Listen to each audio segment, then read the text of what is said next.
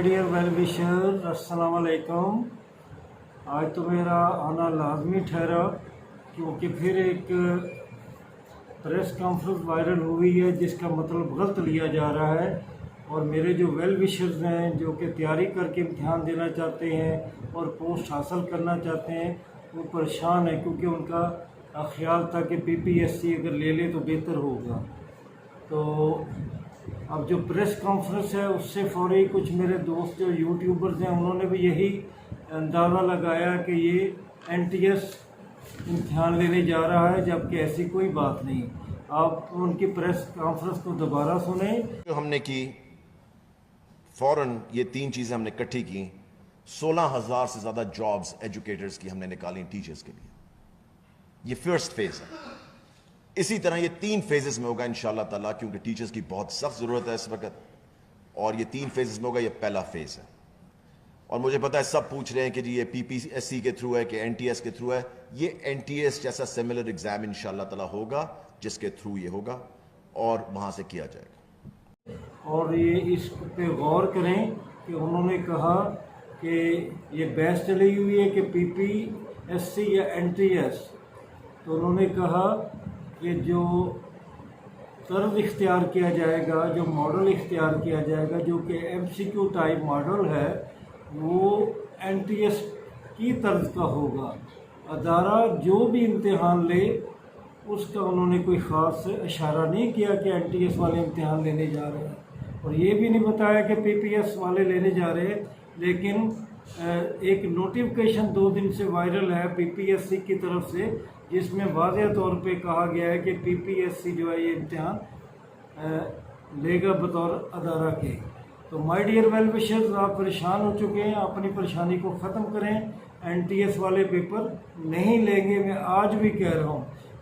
और मैंने कल भी आपसे कहा था कि पीपीएससी जो है अपनी इसमें कुछ तरमीम करेगी। जिस टाइप से वो लेती है इंटरव्यू और टेस्ट, उसमें बहुत वक्त लग जाता है। तो हो सकता है पीपीएस में कुछ तब्दीलियों के साथ पीपीएससी इम्तिहान ले, या मे बी एनी अदर कोई अदारा हो जो कि इम्तिहान ले ले।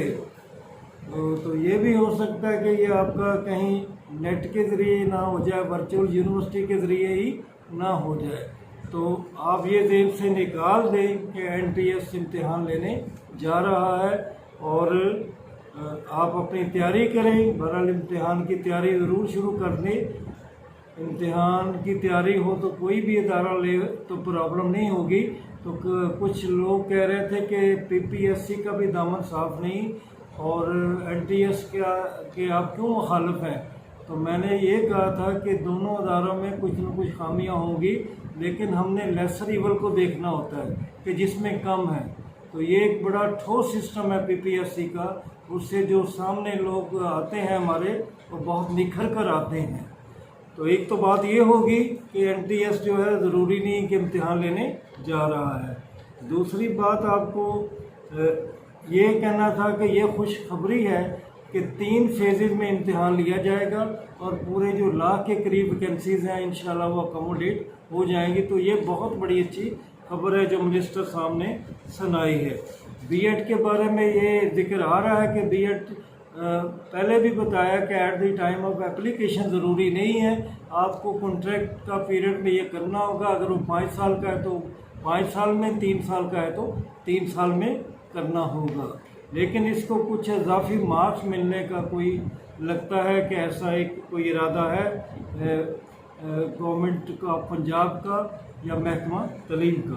और एक और जो अच्छी बात है, लोकल गवर्नमेंट अब ये फाइनल हो गया है कि 2019 के मुताबिक ही लेंगे।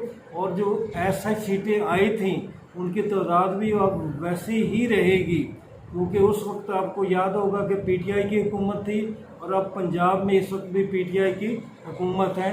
तो ये आपका जो लोकल गवर्नमेंट है वो भी सितंबर में होने जा रहा है। और एक पक्की खबर ये है कि असिस्टेंट पुलिस की जो रिक्वेजिशन है वो तैयार है और इंशाल्लाह वो भी सितंबर में लाजमी हो जाएगा। तो ये चंद ज़रूरी बातें थी। कुछ लोगों ने कहा कि बायोलॉजी फीमेल का रिज़ल्ट क्या आ सकता है, एजुकेशन का क्या आ सकता है। तो बायोलॉजी मेल का है 61.7 समथिंग, और इसी तरह एजुकेशन मेल का जो है 67 पॉइंट समथिंग है। तो मेरा ये गुमाने गालिब है, क्योंकि ख़वातीन की बहुत ज़्यादा सीटें हैं, तो उनका मेरिट 50 और 55 के अराउंड बनेगा। तो ये आपकी तरफ से बहुत आ रहे थे सवाल। और रिज़ल्ट के बारे में कि इंग्लिश का कब आएगा, सलामियत का, बायो फीमेल का कब आएगा, उर्दू का कब आएगा, तो माय डियर वेल विशर, इंशाल्लाह सितंबर में तमाम मुकम्मल हो जाएंगे। और जो कुछ रिज़ल्ट है वो इंशाल्लाह 1-2 दिनों में या अगले हफ्ते में आ जाएंगे। आखिर में मैं कभी कभी शुक्रिया अदा करता हूँ अपने वेल विशर का, जो कि मिलियन में हो चुके हैं, लेकिन जो बहुत ज़्यादा दुआओं और मोहब्बत का इजहार कर रहे हैं, उनमें मैं रोमन जहरा का मशकूर हूँ, रिफ्लेक्टिंग सोल का मशहूर हूँ, रिजवाना बीबी साहबा का भी मशकूर हूँ। शाकिर जैदी साहब ने बहुत दुआएं दी हैं। इसी तरह जो और मेरे सादा लोग साहब हैं उन्होंने भी दिया है। और सद्दाम